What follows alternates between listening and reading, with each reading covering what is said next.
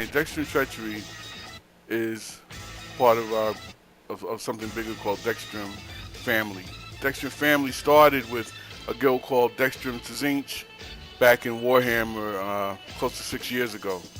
Many of the players, senior players in the guild, not necessarily 50s, but people who have been playing with us for a long time, have been playing with us since that long. We're dedicated to having fun in this guild more so than we are accomplishing, getting the best gear and trying, as I call it, beat the game. There's no rush to get to 50 in this guild. We're not a hardcore guild where it's mandatory to show up for any event. Only thing that's mandatory, I would say, in this guild is to register. And that's not a big deal in my opinion. I mean, we're just asking you to register so that we can keep tabs on how many members we have, who's a member, and also it gives you the opportunity to see who is in the guild, as well as see what we're about, and it lets us know a little bit about who you are. So I don't think it's a big deal. Some people find it to be a horrible thing that I tell them to go and register. And sometimes I might come off a little harsh about it because I do get ticked off after 2 weeks, 3 weeks. I'm asking people to go and register or whatever. Some people are right. I only give them a day or two, but we have a lot of new people in the last couple of days thanks to Bob and Nation. I asked him to do some recruiting, and he brought most of you guys in the last couple of days. Unfortunately, some of our officers aren't able to make it tonight because this was an impromptu, last-minute kind of a meeting. We need to understand what it is that you guys are looking for in the guild, and I just want to share some of the things that we're known to be doing and where we're heading. We're from the server. We're from the server Bondar Crystal initially, and like many of you know, some of you are also from that server. You know that we were going through a period where it was so slow and membership on the game, and many guilds were low that everybody was losing people, including us. And once the transfers happened, we moved over to the server, and we're in a rebuilding process now, trying to get our numbers up because we have accomplished several of the ops groups on hard mode. We've been farming Karaga's Palace and Eternity Vault, as well as doing all the other flashpoints on hard mode. Right now, what we're focusing on is trying to get the newer members and some of the members who didn't get a chance to get their gear for hard mode up to that level. So on our guild calendar, if you take a look there, and once you register, again, you'll be given access to all of the website. You'll see the guild calendar, and it'll tell you the events that are posted for the week. Right now, the two main events are Eternity Vault on Tuesday nights, and these are for level 50s, by the way, and also Karaga's Palace on Thursday night. We're doing this so we can bring everybody up to the same speed. It's not mandatory that you're 50 and you be a part of it or whatever, but we would like to see people try to sign up to help out because you're not just helping yourself, you're also helping other people that are trying to get this done in the game. Another thing is we have a charter, and our charter does set down certain rules and guidelines. I would like to have everybody in the guild read it. That's not going to happen, though. But you need to know that if you violate certain things in that charter, they are grounds for immediately guild kick. Now, that may not be a big deal for some of you people, but some people actually do like it here and do build friendships and enjoy playing with one another here. One of the things I would like to do is read the charter and make sure that everybody at least hears it for the first time.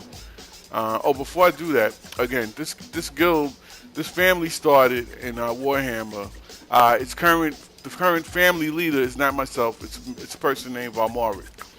Valmaric is the person who kept this guild going while we were on Warhammer.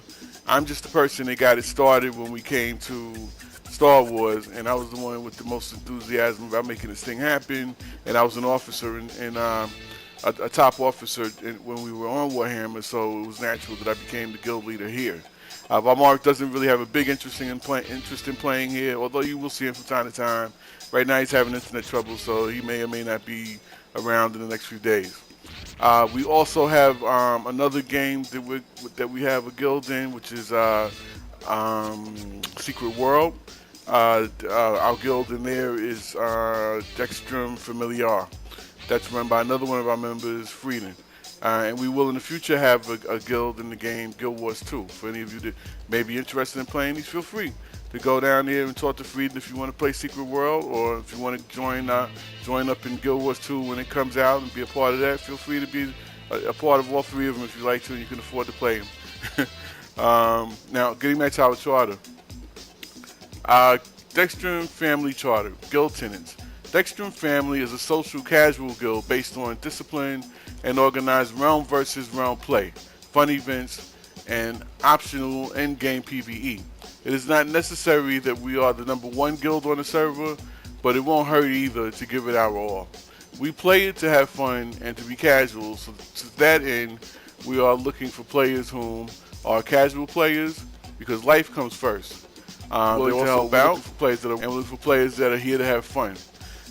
There's an age requirement. You must be at least 16 years old to play in this guild, or have a parental sponsor that is a member. In other words, if you have a parent that's in the guild and they're willing to say it's okay that you're 14 because they're here and they're watching over you, that's fine. Otherwise, you must be 16. We do have a naming convention, however, even though some of these names have slipped through the cracks lately because people have been inviting other than myself. Somebody have a question? Even though I'd like questions to wait till later. All right. Naming convention. DT will not accept applicants using any of the following offensive names, such as Vagina Head, Hitler, names of fictitious characters such as Santa Claus, Batman, names related to storylines of games. If you are playing Star Wars, Malgus, Reverend, Luke Skywalker, or any other name that officers decided do not fit. Exemptions. If a guild should merge with our guild and has a substantial number of players who are already established characters with names such as Layla, and they're level 30 or higher, we may make an exception because these are people who've been playing already, got that high up and weren't aware of us, but they needed to merge another guild, which is why I'm allowing some of the guys that came in the last couple of days, and even like in the past, guys maybe with Gundam in their name, but we make an exception because these are people that have been playing before they got to us.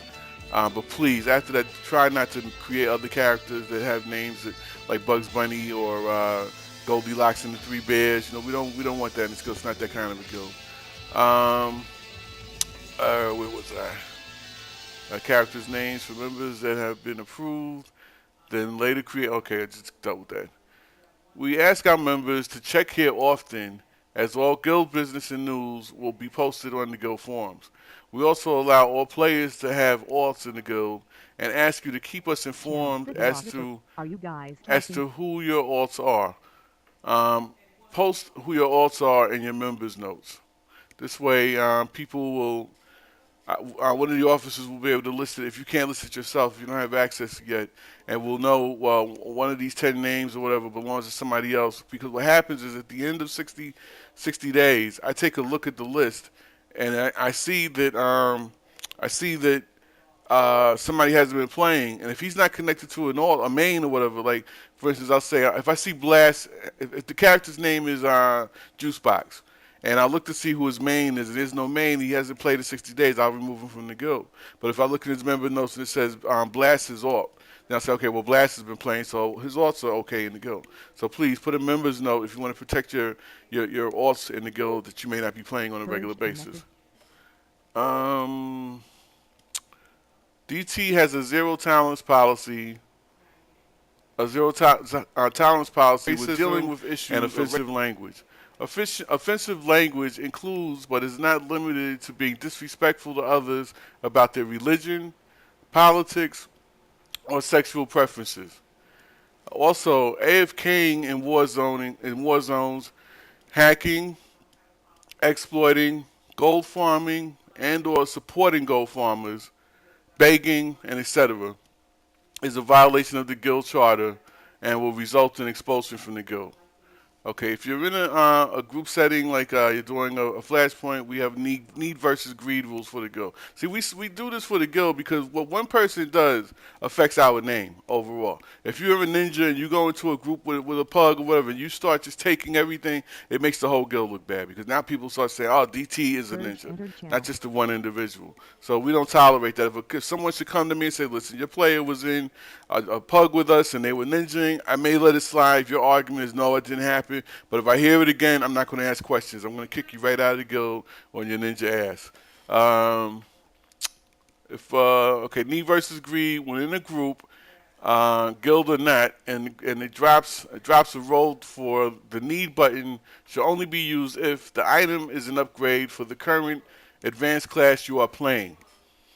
You can't need on something for your AWP because somebody else that's in there may need it as well for the class they're playing. It is an item you have, or if it's an item you have the trade skill to use. For companions only, if the drop is not an upgrade, such as a need roll, for anyone else, and only with the permission of all other groups. Such as like if you want something for your companion and nobody else says that they could use it, and you ask them if you can have it. Then you can need on it, but don't just need on and say, "Oh, my companion could use that." Meanwhile, it's something that a Jedi, I mean not Jedi, a Sith user in the group could wear, whatever. But you're taking it for your companion. No, that's unacceptable. If you are in a non-guild group that is being unfair about its rolling, speak up. If you are the leader, boot the loot whore, or if not, leave the group. Um, that's basically the rules. Then we discuss Mumble usage and what Mumble is for. Some of you may or may not have used Mumble in the past, but you've used other voice comms. If you played these games, TeamSpeak, Ventura, we've used all of them, and we decided that Mumble had the least problems with normalizing voices so that everybody can hear who was on without turning everybody up and down individually. It's necessary because if you don't know and you're new to these games, it's necessary because when you group up with someone, whether it's doing flashpoints or doing PVE, PvP, it's easier to be able to talk to your group members and tell them, well, meet over here, kill this person, however you want to do it by using voice rather than trying to type the message to the individual. By that time, you'll be dead.